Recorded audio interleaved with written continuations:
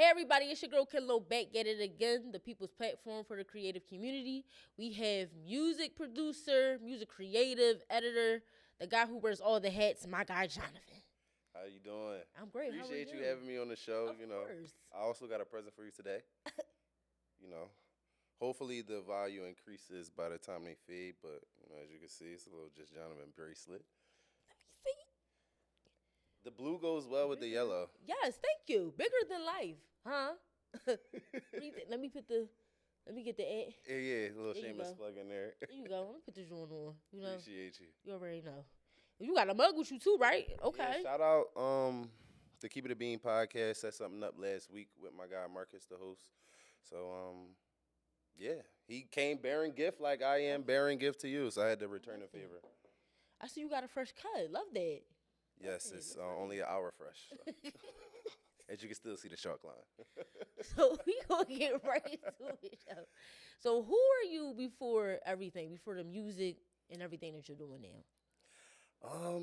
That's a crazy first question. I'm not gonna lie. Wow. It was so loaded.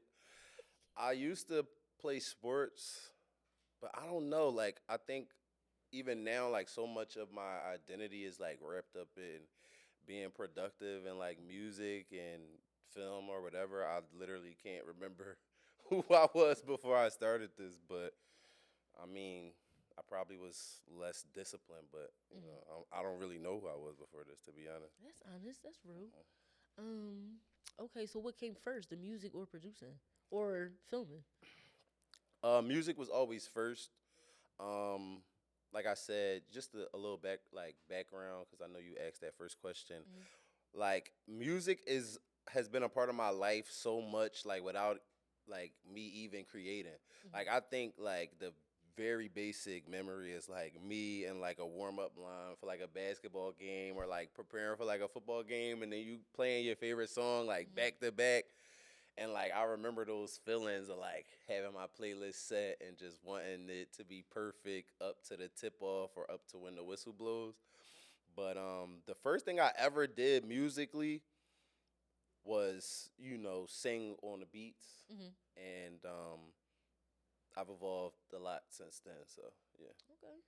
So tell us about your journey in music. How have you evolved? When was the moment you realized this is something I love and want to do? Well, the very beginning of the process was like I feel like most people in their mind, like they know, like they want to make music or they want to produce. Like me, on the other hand, like it was just like I used to go to school in upstate New York, and it's really cold and like nothing to do. It's like completely different from Philly.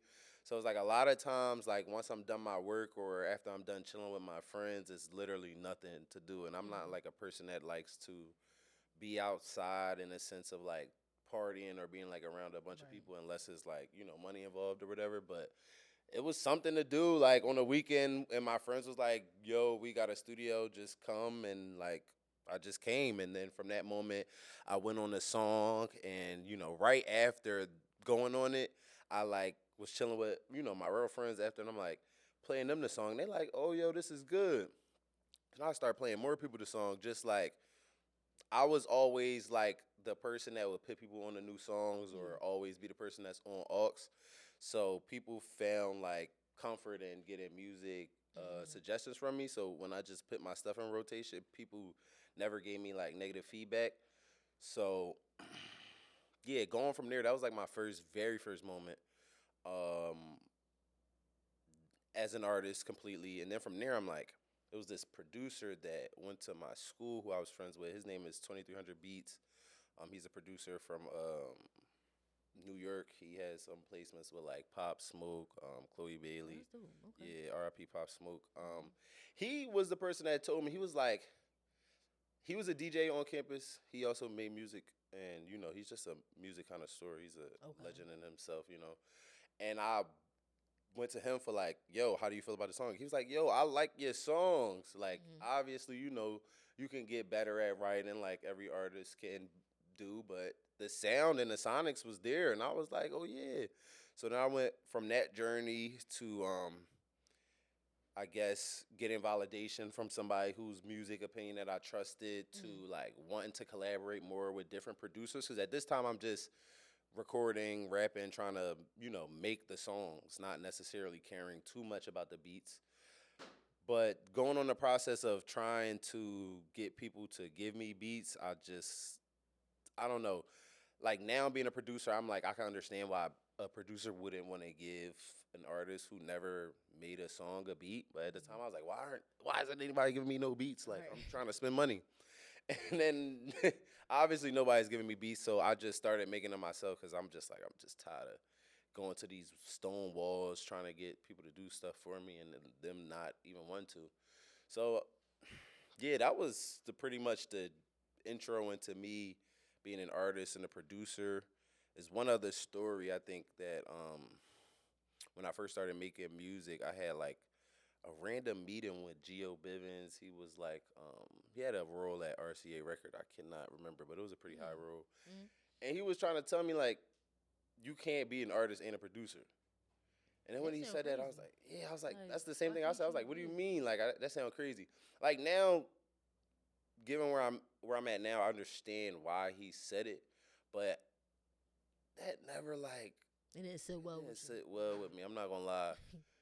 And then I just have an addictive personality, and I just want to be good at things, so that just kind of kept me going back to music. To be honest, short, long answer. Okay. So, all right. So, what made you go to Upstate New York? So that was for school, right? But you from Uptown. So, what kind of shaped you creatively? You from Uptown, you go to Upstate New York. So, how did that change for you? I mean, I think my real like. Well, to answer the question, the reason why I went to Upstate New York is for sports. So I was going to school up there, and I was playing football at Hobart College. But I don't know. I think where my real taste and stuff comes from, it has to be just like my upbringing. Like I don't have like I was always pushed to get into arts and stuff, but I never ever consider myself an artist by any means, like music or painting or drawing. I never considered it. But I think one day like I just did it. I don't know. Like I think my taste comes from my dad or my family, just like subconsciously my upbringing, but it's not really a moment that I can pinpoint that's like this is the style I wanted. Like I remember when I was younger, my dad used to play a lot of Prince or a lot of Michael or like a lot of Fugees like growing up, and I loved those projects that he would play. But I don't think I never really had like a moment where it's like this is the sound I'm super inspired by, like if that makes sense. Okay. So would you say now then the projects you listened to when you were younger, would you say that also influenced your producing? Like you wanted to be a producer other than not, people not wanting to produce for you? Yeah, I think the more and more I started to produce, I started to see more value in producing than just being as an artist. Cause I'm getting older every day. Like I can only be an artist for so long, and like some artists been making music since they was like 19 and been like popping since 19. Like I didn't even start making music till I was like 22. So it's like it's people like I've been to different places and I've been like put in the categories with people who music I love, but they've been making it like 10, 12 years of pure hustle and grind, and I'm like 5 years in complaining like I don't have the same access and resources that they have, and that's just like absurd. But I think I'm more inspired by the people who are in certain positions that I want to get to, like Babyface. As I was watching his Tiny Desk all day, like he's produced and written a lot of records, and I'm not gonna say that's my era of music, nor am I gonna say like I'm bumping 100 Babyfaces project songs like when I'm leaving, but like I know what he brings to the game, and I know what he means to music. Like people like Quincy Jones, people like Prince. Like I'm just inspired by the legends. Like I ain't gonna lie, like I don't. That's just it. Like anybody who is committed to their goals for a long time and been successful in it, whether it's producing or as an artist, like that's what attracts me to the music more so than the actual sound. It's about the hustle and the stories that people tell about certain artists and producers that's like, dang, I want people to talk about me like that. Like, Right. you know what I mean? It should. So, what do you want to bring to the music scene in Philly? Because the music scene in Philly got its own kind of like different wave. Yeah. So, like, what do you want to bring to it? Something that's different. Honestly, I want people to listen to my music and not attach me to any city. Honestly, Why is that? Okay. because like I feel like people from Philly want to be known from being from Philly so much, but like Philly music, like most of the people now don't even make the music that Philly is popular for, Okay. which is R&B. Right. You feel me? Right. Like real R&B. Mhm. And it's like, I don't know. I don't even want people to attach Philadelphia to my name when they hear my music because I think I'm like worldwide. Like, I don't want anybody to know I'm from Philly until they look it up because I've said it in an interview like this before. Like, so that's really what I want to say. I just want to transcend the city, like, Okay. 100%, like, in totality. Like, that's just it. Now, the projects that you're creating, how do you want to go about that? Like, how do you want to go about producing? When you say worldwide, where do you want to take it? Cities, countries? Who you want? Like, who would you want to pick up your music and you say, I worked with that person? Where do I want to take it? Like, I judge projects based off of the completion rate, like 100%. Like, I think like completing a project start to finish is like 85% of the battle. Like, if you can't get that done, doesn't really matter what you're doing. It don't matter how good or bad it is. It could be completely bad, but you finished it. You 85% above everybody else not finishing anything right now. Where personally do I want to take it? I don't know. Like, I used to have these battles like all the time with myself when I first started, like really putting everything together, like artistry, producing. And I'm not even talking about film yet because I really feel like I just started putting together like good pieces of work with my camera and with, my editing software. But like, I used to have real battles with myself, like, I want people to know me from my music as an artist, not because I make good beats. Like, that's what I used to say when I was a young boy, which is stupid because it's like the greats that we know, like, that do a lot. Like, we can name, like, Kanye West. We can name, like, Childish Gambino. Some of y'all might not know who that is. But, like, these people that's going, they transcend music and producing. They go into the fashion. They go into the movies and the direct. You feel me? So it's like, I used to have a real battle with that. Like, I used to, like, really be hurt because sometimes people wouldn't even realize I make beats or make music. They'll just say, oh, you make the beats. It's like, I'm mixing this joint and I'm on it too. Right. So it's like, now, I don't know, bro. Like, I am so detached from it. I want people to formulate their own opinion and just recognize me for being great for something. That's just it. I get that. Because it's just like, I'm going to be whatever somebody needs me to be in that moment when they need me to be. I can't really be mad if they don't recognize me for another thing that I want to get recognized for. Like, that's just, I don't get attached to that as much as I used to. Understandable. Now, with filming, now how did you get into filming? So, honestly, I think I had film equipment before I was actually into filming. So, shout out my dad. He took like a random class one time during COVID that, like, I don't know. He be doing a lot. He does a lot of stuff. But the class was like some type of production class online. And what started was, it was like a Photoshop class or something. And he got access to Premiere Suites. Okay. Pretty much like I know what you're talking the about. ability to edit pictures, videos, whatever. And we probably had that for like a long time without it ever being touched just because he had it for free from his class. So then from there, he probably got more equipment because, he thought he wanted to do more film stuff, right? A lot of equipment, actually. So from there, I was only making music, and I was content with making music, but I really wasn't going too far with it outside of the fact that I was genuinely getting better at my craft. But, like, I would say probably about like 2 to 3 years ago, like, you can't just make music anymore. Like, you gotta have a whole bunch, like a show with it. Like whether it's something stupid and funny, whether it's a dance or whether it's just a great piece of, art visually. Yeah. And it's like now I feel like with all that being said, I'd be like, why do I even want to make music so much without having something attached to it? Because it's like music is good, but it's really only good with the stuff you can sell with it. Like whether it's you selling a feeling, whether you're selling a product in an ad, whether you like selling a great aesthetic. Like if you don't have something else to go with the music, it's just the audio file. Like you gotta at least have it. You can't even drop the music without a picture, without a cover art. No, you're right. So Everybody it's like to see the visual behind it, how it was made, things like that. yeah, and it's like, yeah. Go into it. Talk about it, Jonavin. It's okay. You look passionate. It's okay. It just get to a point where it's just like, man, like, what am I really doing without the video component? I understand. Essentially. Yeah.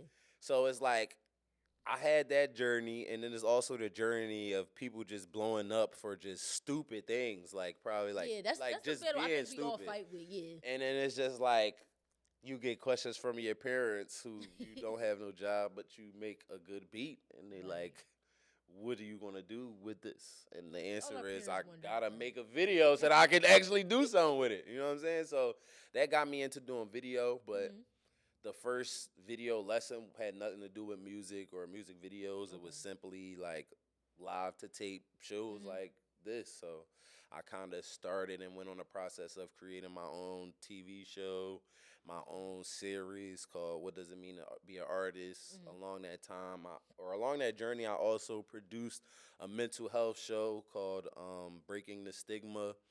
And yeah, that's how I kind of got in video. Then at that point, it's like I'm eager. I'm also an asset in the video world because I can make music. And like in reality, in the music world, you're not really an asset if you're good. You're only an asset if you have clout. So it's like when you go to the production space as a music person, you actually have value and people actually recognize your value and call on you to do things. So that's kind of what kind of kept me in the production world. I had got a bunch of like pretty good local gigs to start off, some with Wells Fargo, okay. which is dope. You know, that was my first gig as a PA in the city, and yeah, it kind of grew from there. Like I had this colleague who gave me my first ever job. It's crazy. I used to work at Fairmount Waterworks doing God knows what. I feel like you do a lot, but it all makes sense because you got to think like, okay, I got this music, and I'm an advocate for mental health. You could put that together. You ever thought about that? No, I definitely do. Like, I love the mental health show. I think at the time it was extremely like draining and just crazy because I come from a world where I'm just about to get up and I'm about to just do what I want. I don't care what this paperwork finna. No, we ain't doing that. So they be having peers be. We ain't doing that. Yo, you coming? All right, this joint about to happen, or you not coming? You the type that's like, we gotta get this done. Yeah, we gotta do this right now. So it's like, you can't be like that all the time. No, that's true. Especially in the beginning. I could be like that at times. You feel me? And then even when you might be like that, you have a buffer, somebody else next to you that's gonna be like, all right, well, that's just how Kenlo is, but we gonna do it like this, and it's still gonna be good.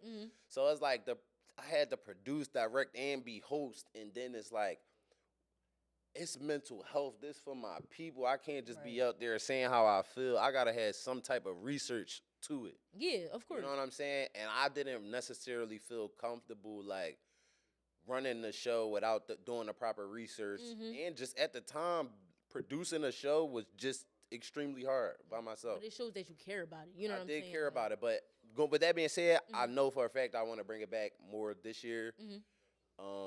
I know for a fact I gotta bring it back because it's something that I feel like has legs, and I think I have better resources to do so.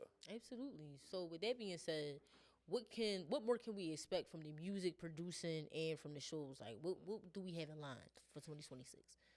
A lot of things. I know I try to set little like go. Like my goals aren't too crazy. Like my goals is to be consistent every day. Like I want to drop a song a month. Like at the bare minimum, I feel like I make great music and I produced a lot of records that just never they aren't out. So it's like, can I even say I'm a great artist or a great producer without even? They just not out. Right, fair enough. I just gotta drop it in 2026. See, you gotta drop goals it. in 2026. At least once a month with a nice video. Nice visual. Who knows? A nice interview to go with it. See? You know what I'm saying? You just gotta do it. So you can tell the way you speak, you passionate about it. You know, so it's like, don't feel like anything is incapable. Like if you could wear all them hats, then you could definitely drop every month. Because it's all about. Somebody told me one day, they was like, you chaotic with your goals because things aren't measurable. So once I got measurable, like, all right, let me do it this way and made a schedule for myself, that's when it got easier.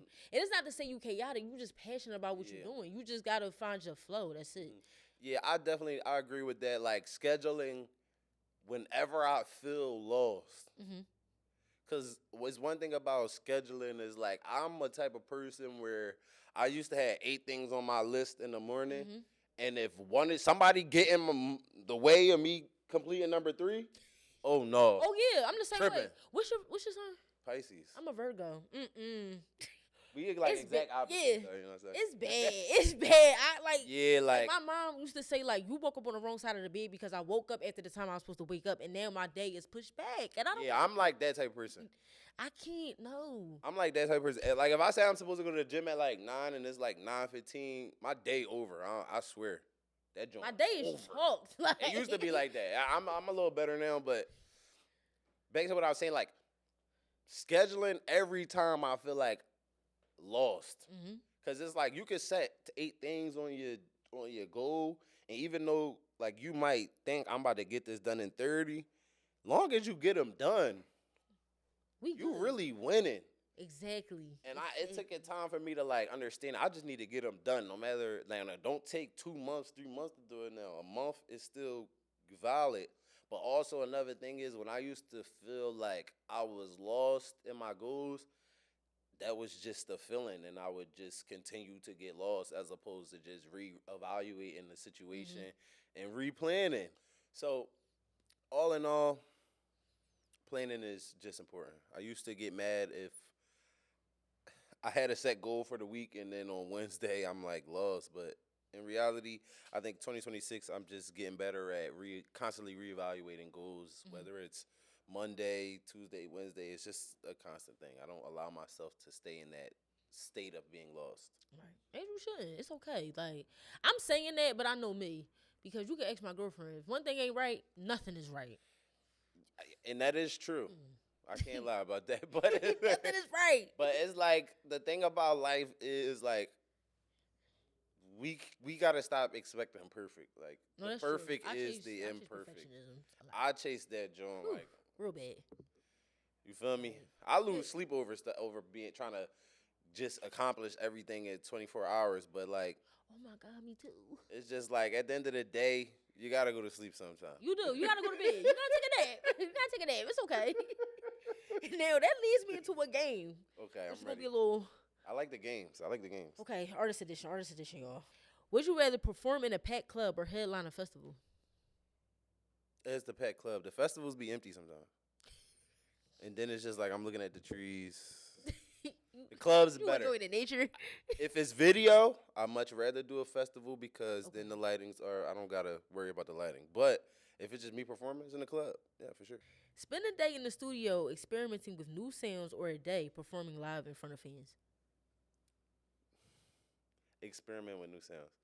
I like have a love-hate with performances. We'll talk about that. We're going to talk about that. Spend a month producing beats alone or recording with other artists. I mean, the recording with other artists part, it's a caveat to that. Because it'd be a burnout sometimes. I ain't going to lie. I can understand it. But dang, it just can't be alone no more. In 2026, I used to make a lot of music alone. I can't no more, so it's got to be the latter. Okay. I just can't no more. Release a music video for a new song or drop a surprise snippet on social media. I mean, I've done the snippets a lot, and they always, for the most part, perform well. Music videos, full music video, because I need to do those more in 2026. So, final answer. Okay. Perfect. Perfect. Perfect. Focus on perfecting your live performance or building a new side project slash creative venture. I should be focusing on performing my live performance. Yeah, you did great at your show at Silk City. So, Oh, the Silk City joint was a great Yeah. joint. like, let's talk about that. We're gonna talk about that. Yeah, we're gonna talk about that. That was a great one. Okay. So, all right. So you said we just gonna talk about the whole thing. We're not even. Let's just. Throw them out the window. Just don't. Yeah, like, so performing live. Why do we have to work on it? What's going on? Well, here's the thing. Like, for a long time, like, y'all gotta understand, I'm like, when I think of music, I don't think of music videos. I don't think of performances. I think of that iPod that we all had when we was a young boy. And I'm thinking about my dad is talking too much right now, and I'm going to turn my Jones up. Nothing else. Like, I don't think about live performances. I never used to watch music videos until, like, last year. And the best version of the audio is the MP3, in my opinion. Okay. Now, I feel like live performances can be. I've never been to a concert, so I'm gonna keep it a bean. I don't know the value as from the consumer's perspective. Okay. As much as I like as much as I should being an artist. So like now, I know now I know that my live performances are my weaknesses right now. Mm-hmm.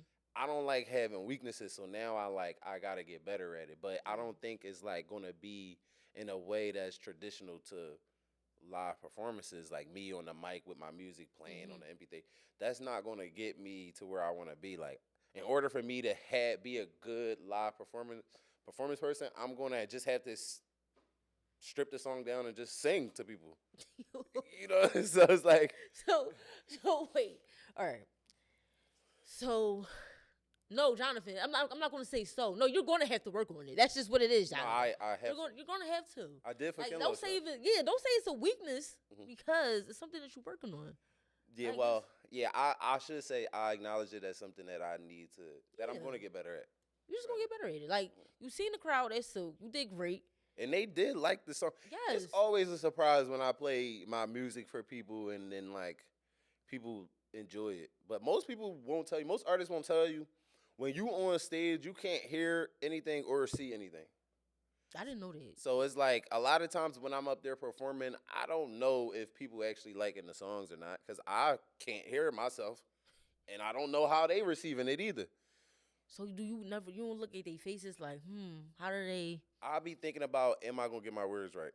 Because I done made a lot of records, and it's a lot of records I do not know. I haven't written down. I just make them. You just meet them, okay. I make the beat and I just make the song and then I just move on to the next thing. So when it comes performance time, I gotta lock in on my lyrics. And I think most of the times I'm worried about, cause I done did some performances and I done messed up some lyrics. I ain't gonna lie. I understand. It's so okay. It's like you gotta start when right. I think of performances, I think of, am I gonna mess my lyrics up today? And probably now it's more so no. So now I gotta focus on how can I overall make this an experience for people. Right. But I think that's a good spot to be in. Okay. Because I feel like as an artist, you go from, as an artist producer, you go from worrying about making beats to worrying about making songs to worry about making songs for others. Now, then you worry about what is my audience like from me. Because at the end of the day, I'm a wholly different type of person. I'm perfectly fine with just receiving music how I've been receiving it for years, without the music videos, without the audio. But why I'm not. The music is.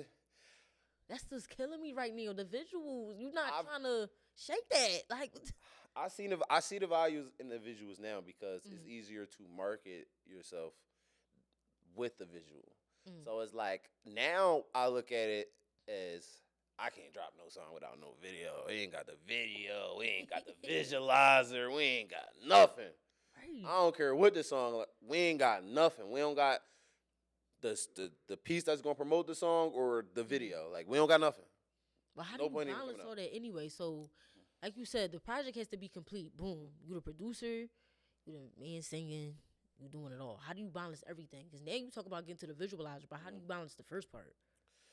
I mean, it's really the balance. The balance is finding other people that are as passionate about the journey, that also love to create. That's going like people to bounce ideas off of. So, I'm appreciative of Mommy Dearest, Shot by G, Moo, Pierce, all of these guys, Roysha, because it's like the balance does not come from me. I'm not a person of balance. I'm a person of overindulgence. Okay. So it's like I can't balance by myself.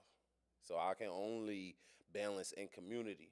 And then once you find a good community, you realize it's actually other talented people out here who are actually committed to their goals. Because we've all been in situations where we might have been around somebody that wasn't committed with their goals or that just wasn't talented or both. Right. You can't be around none of them. You can't be around none of them. So it's like, in order to really find true balance, you gotta learn how to delegate, but then you also gotta just gotta find your people. Like, that's just it. And then you gotta be patient with your people. Then you gotta grow with your people. And you should. That's the only way to find balance, I think. Because, I don't know, without that and other people to help, sub me in or out, can keep me as fresh as I want to be, So that's how I think. I try to look at it like that. Okay. So you mentioned Mommy's Dearest. Boom. So tell us more about Mommy's Dearest, the part you play, and how has everything been going? Because I was at the paint night, so I see it's popping. Did you like the paint night? You know I did. I was in the video. She was in the video? I was in there. Me and my girl was in there. We was painting the doggies, So how what part do you play, and how has it been working out for you? Because it's a great platform. Oh no, I think I'm just like a Jonavin, come on. You know what you do. Like, you're creative. Like, don't play. Yeah, I mean, honestly, I try to offer my support when I can, like creative direct when I can, just assist in the event process as much as possible, because I know it is a hard process just in general. So some of the ways that I know I can assist, because I know a lot of times I'm not going to be that much of an assistance, but I know I can pick up that camera, get some nice angles, promote people to do certain things on camera that's going to make the video look better, make everybody happier, and just contribute to the vibe as much as I can. Like, throwing events is not an easy task, and honestly, you got to be like you got to really like it to be, want to consistently do it. And, along the journey of helping Mommy Dearest with her things, I found out that I can make really good recap videos. Yes. And also promote events sometimes, which is not a bad skill to have. So how do you get into your skills? Because you have different skills. How do you step into them? In an event curation space, I mean, I try to it's a new space for me, so I just try to learn as much from others as I can. And, just try to learn, and just because I think it's more of a longer journey for me in that aspect of it, because I haven't ran like a solo event yet. Okay. A lot of people that I'm working with in terms of the event space have done many events by themselves, with people put that money up for the event, and that's a feat in itself. Right. And it's like, I do aspire to at least throw something, centered around music, something that I could get my songs off with people that I've collaborated with in a way that is entertaining outside of just a standard performance. But I know I still have to grow in that aspect as well. But anything with a camera, anything with an edit, I know that I provide value to any event, curator, and just any event, honestly. So, yeah. Okay. You learn so much, Jonavin. You wear many hats, like I keep saying. Because How do you train your mind to say, okay, we about to learn this new thing? Okay. Because it's not easy. It's not easy to say, oh, I'm about to learn this and be ready for that. I mean, learning any skill or new task is. I don't think about the end result. You can't think about end results when you do stuff. You can only think about the process. You gotta genuinely like the process, or not genuinely like the process, but you gotta make a consistent effort to commit to doing the process, even when you don't want to do it. Like I remember when I was first making beats, I was so bad. I can't even remember the beats. Like I can't remember a lot of stuff that I did when I first started, but I do remember I used to be in my dorm room a lot making what I thought was beats, but were just very much elaborate melodies with no drums. And I would be like, does this sound good? It's not even complete.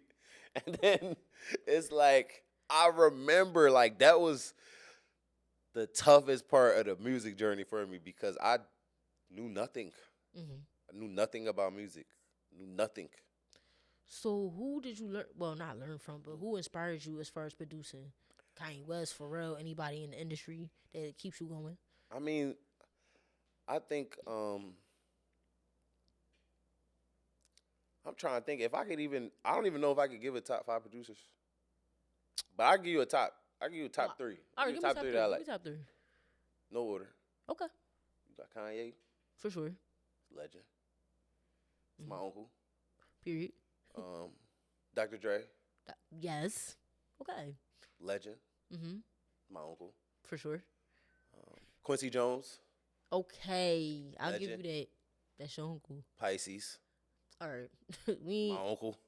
And yeah.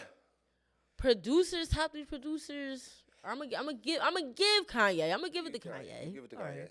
Pharrell for sure. Pharrell for sure. I like Pharrell, and I came up on Pharrell. I like Timbo too. I came up on Pharrell, yeah. Timbo, but I feel like Dr. Dre. Who would you work with though? Who would I work with? Dr. Dre or Timbaland. I'm calling him Tim like I know him. I don't know that man, but So you asking me Dre or Timbo? yeah. Timbo is a Pisces too. But that don't have nothing to do with Jonavin, please. Like I'm a Virgo and it's I'm making just me asking. I mean, I ask. I'm my just homegirls saying. upset. He's a Pisces too. I don't care. Dang, I don't. It's like if I'm being honest, and I'm not talking for clickbait. It would be Dr. Dre, only because I can remember more Dre songs. Like more Dre songs were played when I was little than Timbaland. But you listen to Missy Elliott, so you didn't think like. I did listen to Missy, but I feel like more Dre songs for sure. I don't know. I don't know, y'all. Like that Chronic though. Okay. Some of the beats on there is just You're like right. I go back and study. Okay. Now Timbaland, I think Timbaland got a better style of music. Like that whole wave, like Pharrell, Timbaland, them beats I think are a better style of music because they're more like more different. Like I feel like whenever I make a beat like that, I feel like I'm just pressing random Jones and it just all sound good.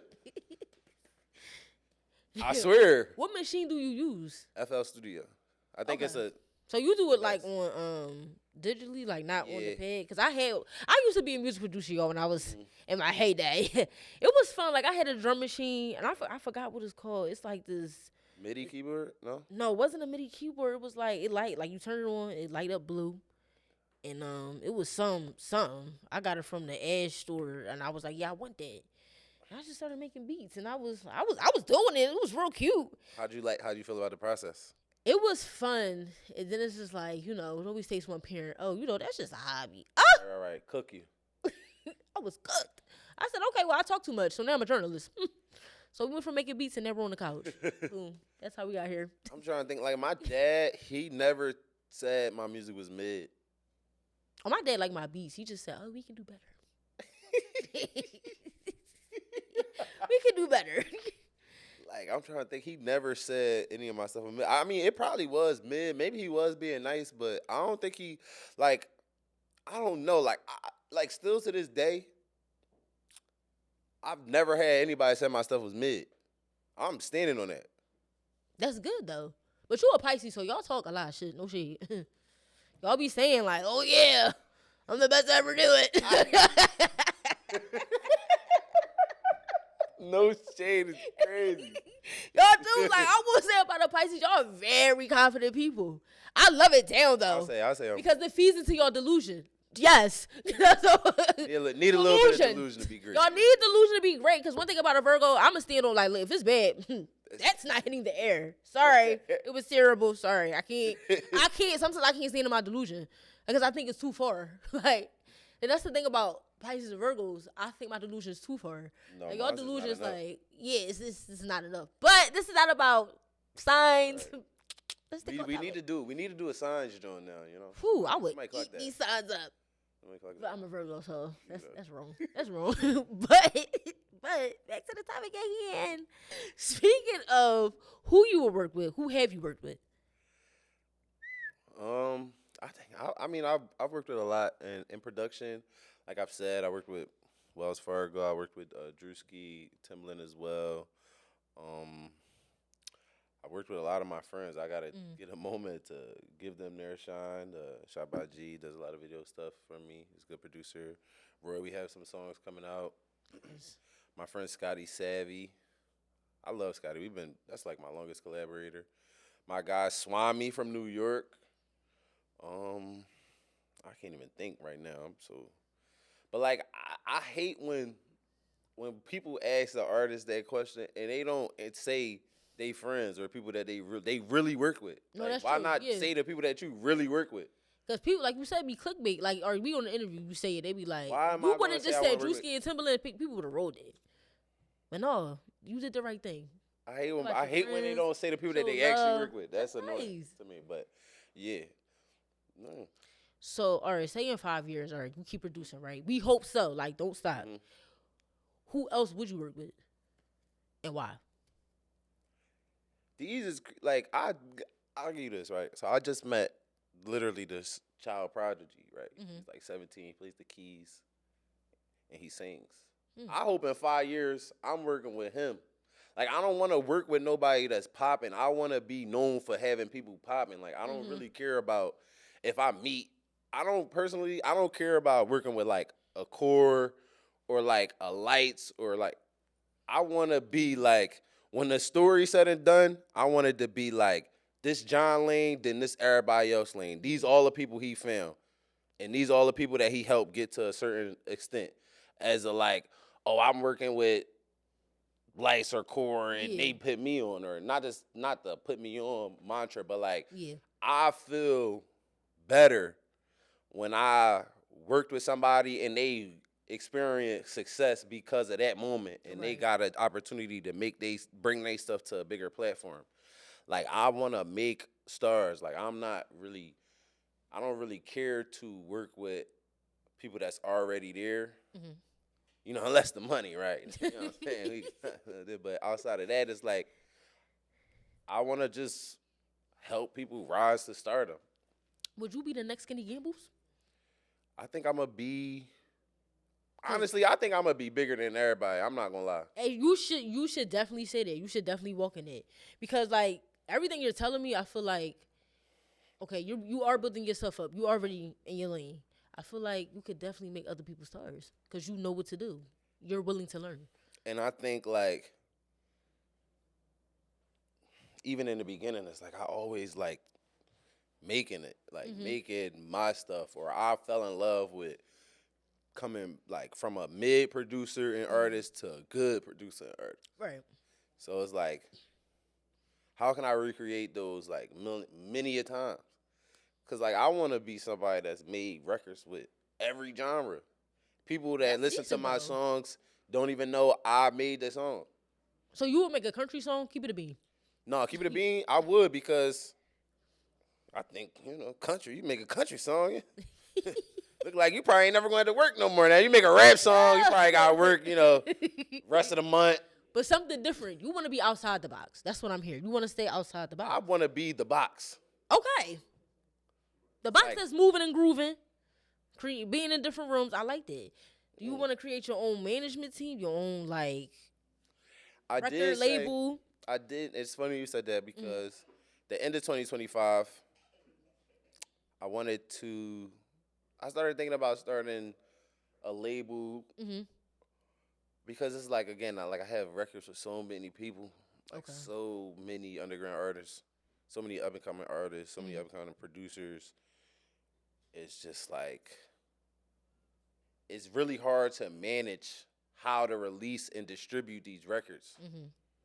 And it's just like those type of things be keeping me up at night.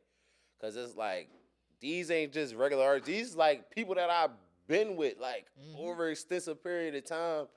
They art deserve to be showcased just as much as mine or just as much as anybody else. So it's like,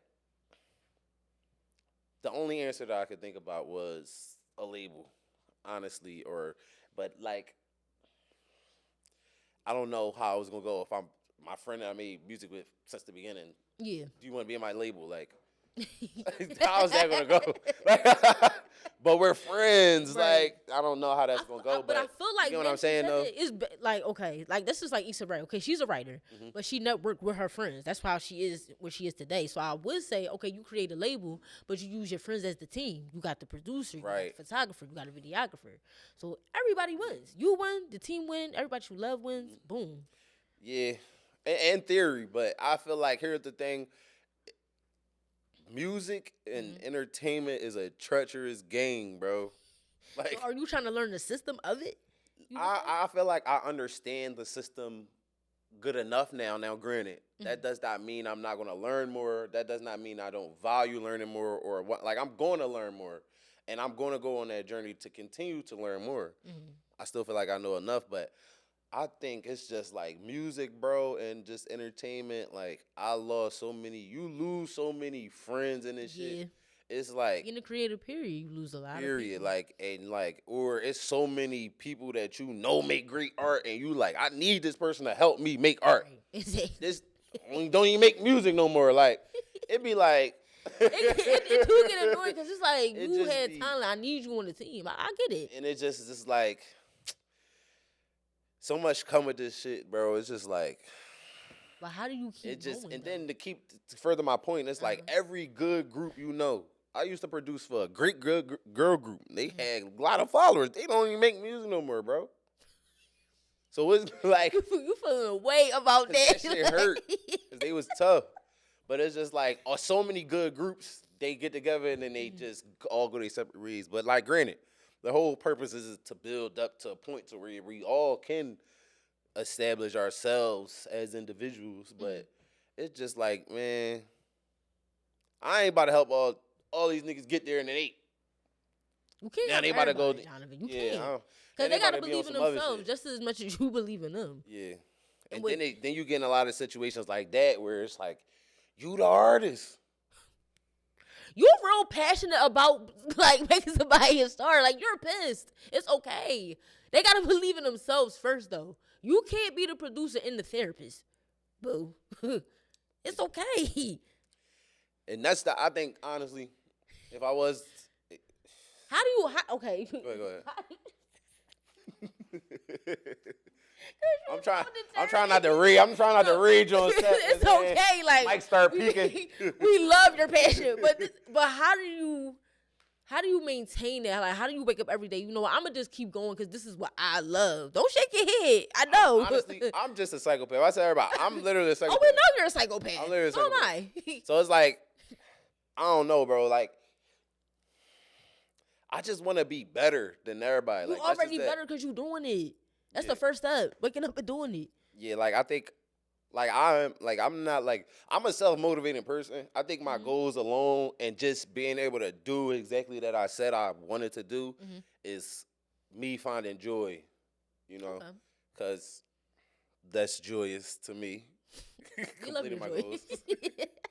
But it's like that alone, I feel like it, I find comfort in it. I'm not like a person that other people have to motivate. Like, I can motivate myself. I motivate myself more than I should, But I think I find comfort in completing my goals.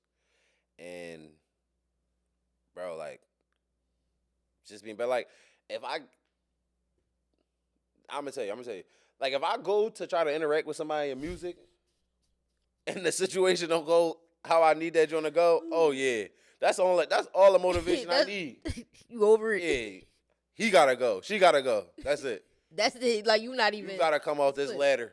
One of us gonna be on this ladder at the end of this, and it's gonna be. And it's gonna be me. Period. Okay. That's enough motivation. Then what is your greatest advice? Don't say, "Oh, get off the ladder." We need. No, honestly, my greatest advice, honestly, is to just like learn as much of the production process, whatever it may be, that you can, because that's how you provide value in different situations. That's going to get you what you need out of your art. Most of my situations in music, most of my successful situations in music, believe it or not, I did not come there to be a music person that day. I came there to be either a camera person or I just was there. Okay. And then it led me to be ying with greats like Timbo or Druski, you know, the clickbait answers.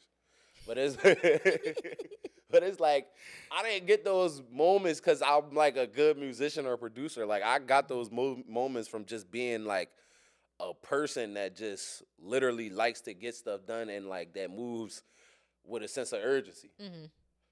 And then none of that has to do with any type of skill. Like these people probably like now Timbo has heard my work in those moments that I seen him, but like these people ain't interacting with me because yo, he's tough with the camera. Or, I know he can sing or make a beat. No, it's just like I done seen Timbo. I done seen you like 5 times. Like what you produce for these people? Yeah, these my artists basically. Yeah, I'm taking their content too. He gotta respect it. It don't even matter if I'm bad at it or not. He gonna respect it because he did the same thing. So it's like the best advice I can give somebody is to just understand their production process for whatever craft that they want and practice that. Focus on doing that as much as you can, and don't even focus on making a good song or a good video. Just focus on doing the process. And understanding it truly to where you can go in a room without your equipment and provide value. Okay. What was your experience with Timbaland like when you worked with him? Well, it's multiple occasions. And that's a long story. Are you ready? I mean, I'm ready. I'm sure we've been talking for an hour already or something like that. So, you know. They mad at us. We wasn't here being passionate. No. I'm gonna give this story for sure. So I linked up with Timbaland the first time. I think it was the best time. Okay. Because it was just random, but so literally, one of like a former collaborator that I used to work with. We actually don't talk as much now. You know, I don't have no hair to pick it back, but you get it. Then, yeah, so we went to. Have you ever heard of South by Southwest? Yes. So yeah, one year randomly Timbo was doing a competition in South by Southwest. Like it was, I want to say it was like around the Versus era, like sometime after the Versus era. And yeah, so the competition was, you know, some people will go meet him and yeah, he was going to review their music, and I was not one of them people. So I was broke, so I could not spend that chicken. But I did make it to Texas. So once I got to Texas, yeah, it's funny because I think we had a performance later that day, and my friend that I came with, so I came with one set of artists. It was the girl group I produced a song for, and then my friend who also produced his whole project and stuff like that. They were 2 artists that slotted 1, 2 to go meet him because we had to go after this to go perform. But it was another caveat that I had no idea of thinking about, which was meeting new people.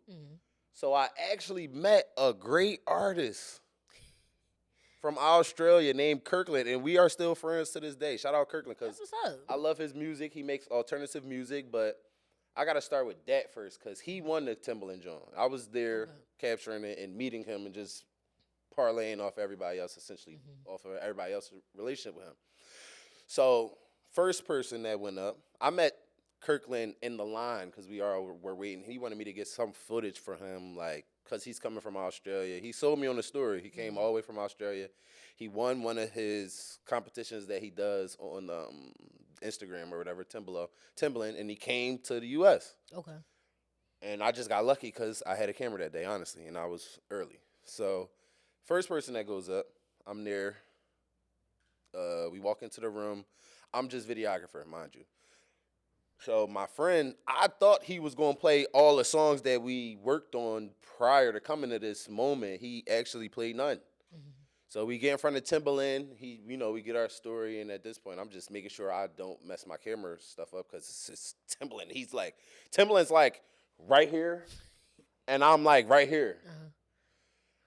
And I'm like, first song goes by, my friend plays not my song. Mm-hmm. Timbaland, listen, the video's up. I don't think he liked it. He didn't like it. Second song goes up. Mm-hmm. Not my song. It's not your song again. Okay. And he didn't like it. So I'm capturing all this shit on camera, and in my mind, I'm like, damn, we in Texas. Timbaland don't like our shit. This ain't no clickbait. So, but mind you, like, this is all happening, like, fast, like, in real time. Mm-hmm. It's 100 people trying to go see Timbaland. We already in here. We guaranteed to see him. Timbo, I got the camera, bro. Timbo, look at me. We go 0 for 2. You get 3 songs to play. We go 0 for 2. Oh, no, I'm not going to say over 2. He, was like, one of them was like, all right, so, you feel me? Yeah. 0 for 2, but okay, right? Mm-hmm. This nigga going to ask me. He looked at me, say, this shit playing on the radio? And, I said, huh? Like, he obviously not talking to me. Right. I'm the camera guy. He said, this your man, you the camera guy, this playing on the radio.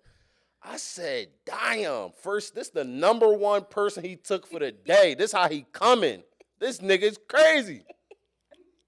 Real rap. I'm like, yo, he tripping. Why you gonna ask me? That's my man. Right.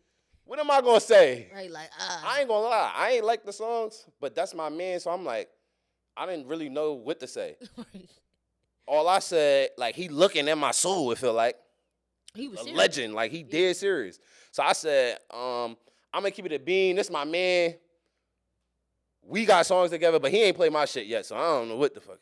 He ain't played my stuff. That's what I said. That's cool. I couldn't say my man ass, because he wasn't. Right. And then I look stupid, because now, damn, my man brought me in here. What I'm gonna say, he mid? Mm-hmm. That's dumb. You can't say that. It's Timbaland right here. He gonna kick us out. We not making it to song 3. We not.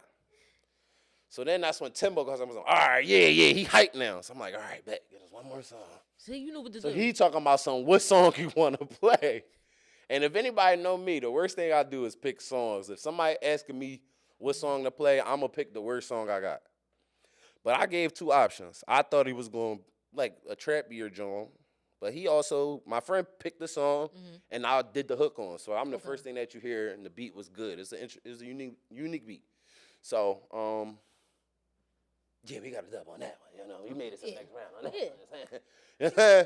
So, that was one. That was the first incident. I got 3 this day, bro. Then I got another one the next day, bro. Come on. You was getting busy. I was getting busy. You said the same thing Timbo said. Mm-hmm. So then number 2 was the girls I produced for. Shout out to them. Because they actually was one of the first people to go on one of my beats. And one of the beats that they went on, I actually played live, which I don't normally do. Mm-hmm. Like, I don't normally play on the keys and stuff like that. I'm just now getting into it. So, yeah, they get 3 songs. And it's funny because I'm only bringing up this part because when I called my man after, he said, I thought everything that everybody did that day was 100% valid. You go pick the songs you think was best. He was like, yo, they brought you down there and they played none of your records? I'm like, he might have a point, but, I don't be looking at stuff like that because let's move on to the next. So they go, first song. Then the first thing he said was, oh, you produced for them too when I came in there. So when I came in there again and he seen me, he said, oh, yo, you here again, you produced for them too? I said, yeah. But he asked me why they was playing a song that was not mine. So I said, yeah, but this ain't my joint, no. Hopefully they get the mines. Yeah. Because that song got backed out. And anyway, so then the second song they did was like a freestyle on the Timbaland beat, which was good. But, I feel like you don't go to Timbaland and play a song on one of his beats. He's not going to like it. He pinnacled that joint. So there's only so much he's going to like from that. But I think it was a similar situation. I think it was like we on the verge of going home. This next song is gonna count. I'm gonna say that. I ain't gonna say we on the verge of go. This next song is the one that's either we gonna win or we gonna lose. Mm-hmm. So then they get the my joint. You know what he said on that? What did he say? Pass. Yeah. Mm-hmm. Pass. It's like, no, let me stop trolling. I'm trolling on the Kenlo show, yo. Somebody stop me. So, anyways, then that was number 2. Number 3, shout out Kirkland, because he the only one that really showed me love out of the whole situation. I ain't know Kirkland from a can of paint at that time. That's how it be, though. Right, and I didn't have no records from him unless he would have paid them Jones too, but I never heard Kirkland music ever. Okay. So I'm thinking this is a random Australian man, essentially, right? So we go in there. At this point, it's Kirkland. Like, if you listen to Kirkland music, ain't nothing I could do on the camera to take the shine off of Kirkland's music, because he's just that. And then, went in there, and I just had a great bonding moment with Kirkland. He went on one of my songs. That's an unreleased record that will touch the life sooner day, and I'm excited. It has to, Jonavin. It has to. It has to. And shout out to Kirkland. I filmed for him that day too, and then he got to go to the next round, which was like the winter round. Mm-hmm. And I think, I was being with Timbaland again, and I think all in all, the experience was just like, bro, anything can happen, bro. Anything. Bro. Anything. Like, I went home. After that, I called my dad. I'm like, this nigga Timbaland fuck with our shit. Nigga. But you had 5 experiences in one day. Think about that. So if you could do that. Cosmic moment. Yeah, like, you could do that. Imagine you going to, like, D.C., going back to New York, going to California, something, Atlanta. Anything is possible. And mind you, the real camera people gonna know, I had my camera on auto, making a play. So don't tell me nothing about no cameras and none of that. I had my camera on auto, making a play. And it's just like, bro, I only got there just because I opened my mouth, I talked to people, and I only played one person my song that whole thing outside of the 2 songs that Timbaland liked from me that I just so happened to produce. And that was for Kirkland, and he loved it. It was actually the song that he went on. I'm not going to lie. There you go. Actually, no, I'm lying. It was a song that I just dropped. I ain't going to lie, but I'm lying. Go ahead. Right, I was lying. Just one last thing, just to wrap up the Timbaland saga is, I went on one of his lives one day, and literally the first thing he said, he remembered me, which is crazy, because I know for a fact he see probably like 100 artists in an hour. But he saw you damn near all day, though, Donovan. That time, So, got lucky. It's hard to forget to smile, What can I say? Enough. But it's like, but long story short, when I hopped on the live, he remembered me. That was a good moment. It was a good moment, something that I'm not going to forget, and something that's going to keep me pushing now. I feel like I can't ever quit music because you can't say he remembered me and liked my hustle. So, yeah. And with that being said, because of how you pulled so many strings that day, in the saga of Timbaland. So we're going to go into an exclusive of your word. That's what we're going to do. We want to hear you right here on the Kenlo show. Mm-hmm. So you want to get up and do that. I'm letting you know what you're going to do. I'm not asking. This is what you're going to do. You want to hear an exclusive song today? Yeah, that's right. Oh, yeah. I brought my friend Roysha here. He's a great artist and producer. Period. We'll be playing the piano for an unreleased song that will probably be out when this video is out. I'm saying it right now. It will be out. But where can they follow you at? Name all the pages if you got more than one. Say it all. Yeah, most of my social media and my distribution. No. Most of my social media and where you can find my music is the same name. It's under JustJonavin. Yeah, on YouTube it's just Jonavin, Apple, Spotify, all that. Instagram as well. I'm not on Twitter like that. I think my TikTok name is the real Just Jonavin.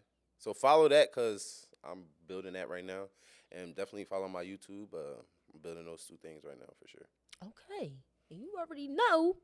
It's your girl Kenlo back at it again. You know where to follow me at, and we'll be back at it again soon.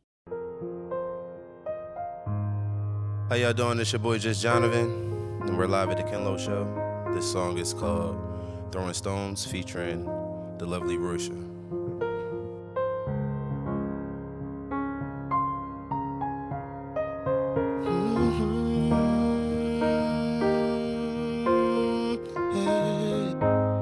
You're so through when you do shit I don't like. I'm so cold, throwing stones without your mind. Why you walk like that?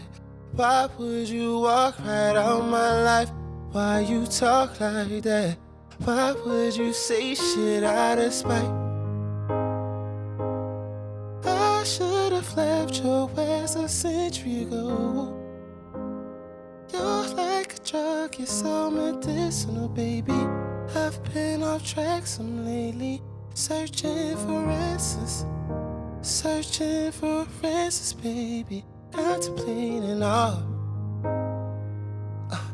Race for your love, this not Nintendo. Stereo out the window. Ooh, ooh, ooh, ooh. I hate I had to take that loss.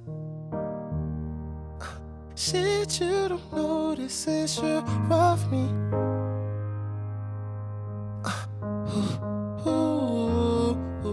Things you do to me, I feel lost underneath of I feel so incomplete. You're so through when you do when I don't like. I'm so cold, throwing stones without your mind. Why you walk like that? Why would you walk right out my life? Why you talk like that? Why would you say shit out of spite?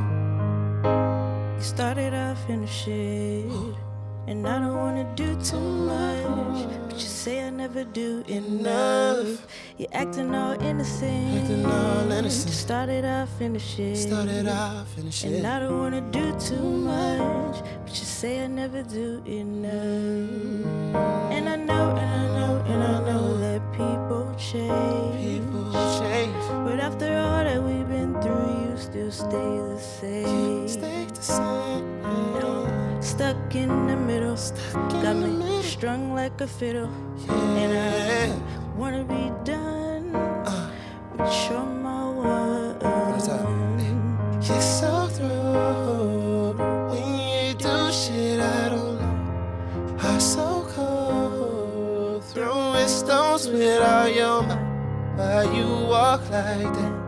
Why would you walk right out my life? Why you talk like that? Why would you say shit out of spite?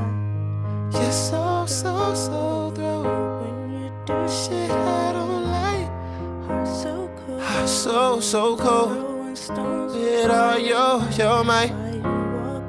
Why do you walk out my life? Why do you talk out of spite? One more time. You're so through when you do shit I don't like. I'm so cold, throwing stones without your might. Why you walk like that? Why would you walk right out my life? Why you talk like that? Why would you say shit out of spite? I should've left your ass some years ago. I ain't even gonna go no more. That's just Jonavin. So through. Preacher and Roysha on the keys. New song coming out. Love that record. Appreciate you, Kenlo, for having us. I hope you guys enjoyed the performance. Thank you. Yes, it was.